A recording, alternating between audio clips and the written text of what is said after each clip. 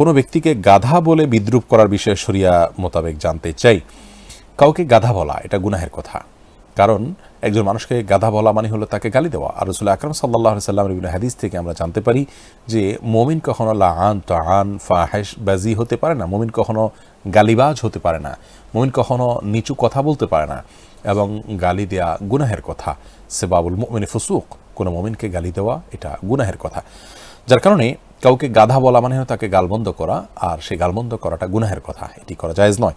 হ্যাঁ, আপনি তাকে যদি শাসন করে আপনি তাকে শক্ত ভাষায় কিছু বলতে চান, তাহলে সেটা শালীনতার গণ্ডি বা সীমানা পেরিয়ে করতে পারবেন না। তাকে কোনো পশুর সাথে তুলনা করে তাকে যদি আপনি ডাকেন বা বলেন, সেভাবে আপনি তাকে যদি সম্বোধন করেন, তাহলে সেক্ষেত্রে এটা মানুষের জন্য অপমান হয়, সেটা আমাদের জন্য জায়েজ নয়। এই কাজটাকে আমরা অত্যন্ত সহজভাবে নেই। আল্লাহ তাআলা আমাদেরকে হেদায়েত দান করুন। আমরা যেগুলোকে সহজ মনে করছি সেগুলো সহজ নাও হতে পারে।